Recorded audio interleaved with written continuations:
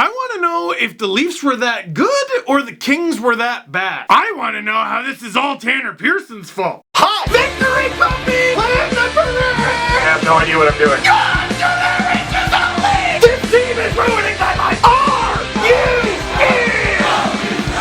Victory puppies, boys! High five! High five! High five! Yeah! You're not gonna... Yeah! Boys, they spanked them right into a trade! Holy smoke! Icky! It's all over my knee. It's freaking gross. And so were the Leafs last night! Leafs win! 5-1 over the LA Kings. That was worth staying up for. Actually, that's a lie. The first half of the game was worth staying up for. The Leafs were up 5-1 less than halfway through the game, and the back half was NyQuil on ice. If you're a Kings fan and paid to see that last night, oof, bless you. Because the Leafs looked like a team full of good players. And you know what? I think this is worth it off the top. Kings fans, if I were you. Now, more often than not, the if I were you segment is to make fans of the other team feel like the sky is not falling. Kings fans, you might want to sit down. Oh, here comes Steve with the FNUF jokes. Ain't no FNUF joke. This is no time for FNUF jokes. Look at your team. I'm dead ass serious. The Kings are dead last in the NHL by a margin of 4 points. Yeah, well, Vegas is down there too, and they went to the Cup final. Don't get cute with me. Look, the Kings have had many injuries in net, but they can't even blame this on goaltending. Quicks played 4 games. He wasn't very good. Jack Campbell was better than anyone could have asked him to be. A 9-2-3 in 13 games. Budaj hasn't been good. Cal Peterson did look good in the little bit that he played, so that's encouraging. Last night, the Kings played the Leafs, who, after last night's game, are tied with the Tampa Bay Lightning with 3.5 goals per game. That is the highest in the NHL. The Kings,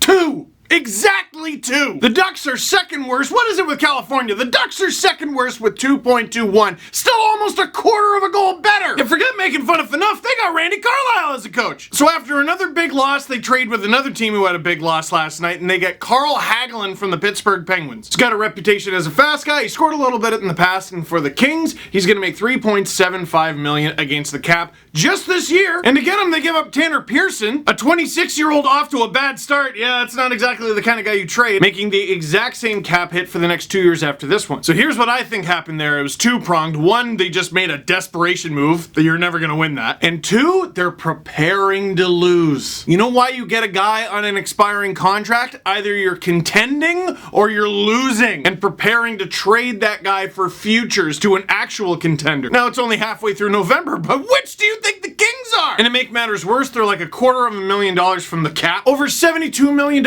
already committed to the team next year. Kings fans, if I were you, I'd be in full-blown panic mode and looking up videos of Jack Hughes, whose performance bonuses next season, by the way, you might not even be able to afford. Go ahead and look at the Kings cap friendly. Big old bucket of yikes. I'm not saying this to be mean, I'm saying it because I care. You're about to have a bad time. Somebody texted me yesterday, boy, the Kings look like they were built for 5 years ago. That's because they were. And they won, which is great, and they should be commended for it, but then they didn't do anything afterwards. This is why the NHL badly needs creative minds. A team wins the Stanley Cup, and half the league, more than half the league, lines up to try to replicate that team. The example I always go back to, Boston from 2011. Teams are still trying to be that. The Kings were actually kind of that. So while everyone's trying to emulate those teams try to stay the same. But time's linear, man. They get older. Some teams stay together, some teams make moves and then get the band back together. Chicago. I'm gonna praise them again. Pittsburgh has consistently made the tough decisions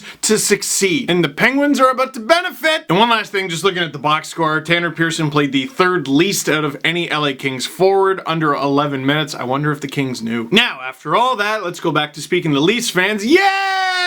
Nothing about this game was fair. The Kings took 3 penalties to the Leafs, 1 in the first. That's because the Leafs had the puck a lot more in the first, outshooting them 16-8. And unlike in the Boston game, they actually kept that trend up. Less than 3 minutes in, the Leafs were on the power play, and it was Globetrotters. It wasn't fair. Tavares Marner catch. Oh my god. It's funny, I was driving home from ice surfing at Sportsnet, and on the broadcast, Joe Bowen and Jim Ralph were talking about, oh, the Leafs are 2 for 16 recently on the power play. And then Tavares Marner Kadri are basically playing keep away. The Knights best the Kings early, the London Knights that is, and the Leafs are up 1-0. Still like 5 minutes into the game, the Kings can't take the puck off the Leafs, so there's another penalty. First it was Dustin Brown slashing, now it was Tanner Pearson slashing. Oh my goodness, he slashed his way into a trade. But it's okay, the Kings hold the fort, they actually kill this one off. You thought?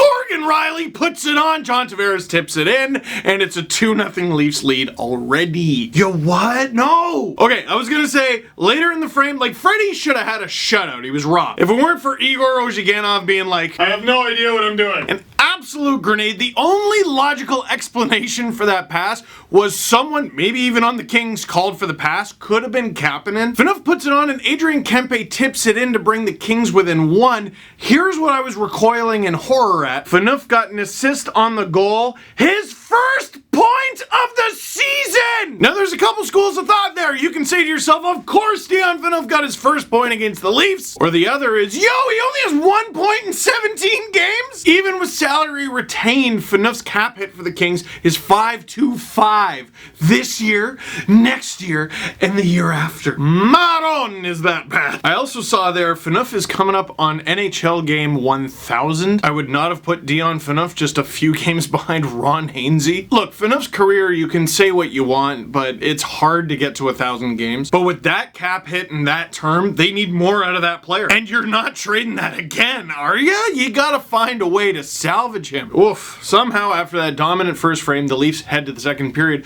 with just a 1-goal lead. A minute 15 in, Tavares has 3 guys on him, but they're just sort of orbiting him like moons of a planet. He's just so magical and wonderful. The $11 million man who just got his 11th goal of the season gets his 11th assist of the season by passing it to Morgan Riley, and bing! Oh my god, that's mean, Morgan. Just 18 games in, that is Morgan Riley's 8th goal of the season, 1 goal shy of tying his career best of 9. By the way, the Kings' leading goal scorer this season, Ilya Kovalchuk with 5. I don't mean to keep driving the point home, but wow, is that team in a rough way. Less than 5 minutes into the period, again, Kings with another poor start, Leafs with a good one. Travis Dermott taking that thing for a walk. Lindholm being a nuisance in front, allowing Andreas Johnsson to just chill. Dude, I know that's Andreas Johnsson's bread and butter. Why don't the Kings? To his credit, Travis Dermott with an amazing pass. Johnsson scores, and oh my god, I scored again!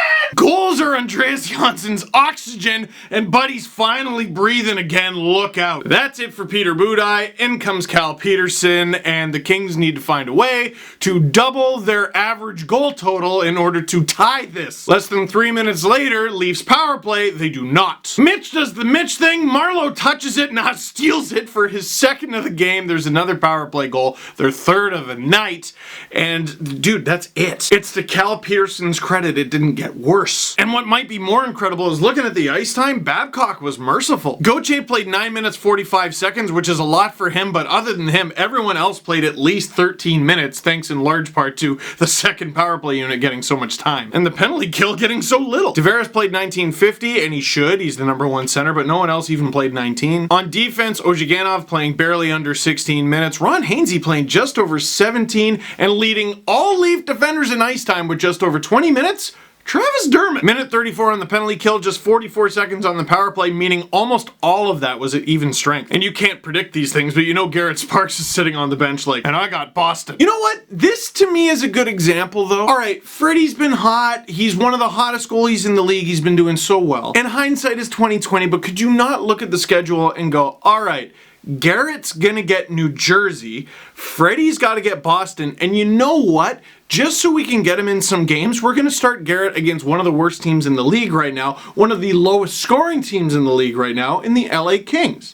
Leafs fans, we can never just be happy. They won 5-1. I'm sorry. Wrapping things up, the shots were 23-11 when the Leafs made it 5-1, less than halfway through the game. Kings only mustered 12 shots after that. The shots were 35-23 in a game where the Leafs had mercy. Man, I disagree with the trade that the Kings made, but they had to do something because that was a game in which they either just completely gave up or were completely outmatched by a team that didn't have Matthews or Nylander at home. Man, I hope you got those 2012 and 2014 parades on Blu-ray because I think this might be an awful season. Questions. What are the odds Riley wins the Norris? You know what? I don't really care if Riley wins the Norris. It would be sweet. It would be hilarious because everyone's like, oh, the Leafs defense is so bad. What's great about Morgan Riley is for Mike Babcock, who is a guy we scream at for deployment, he actually doesn't overwork Riley. There might be a temptation to use him a bit more now, but don't. It's clearly perfect. They're 12-6 and he's leading the league in defensive scoring. Leave it. But whether he wins it or he's nominated for it or he's even in the conversation to be nominated for it or what, Morgan Riley makes $5 million against the cap. That's it. Riley's making $5 million against the cap this season and next season and the season after and the season after. He signed a 6-year contract for a high yet reasonable number at 22 years old that is going to give his team a chance to win this year and for the foreseeable future. Sounds like a good idea, does it not? It's a great idea. Is geo-blocking turned on for these videos? No? Great. Shade. Look at this. That's Urdu for R-U-N. I'm just gonna have to take your word for it. That's cool. Why, Willie? Why? Man, they just won 5-1. Be happy for 5 seconds. Come on. And I will end on this. Victory puppies. That is the coolest thing. Holy smoke. Charlie's so happy. Iggy is also there. So that is it for this one. Thank you very much for watching. Click like if you like this video. Click subscribe if you really liked it. Tell all your friends. They might want to put on some coffee this week if the Leafs are going to play like that at night.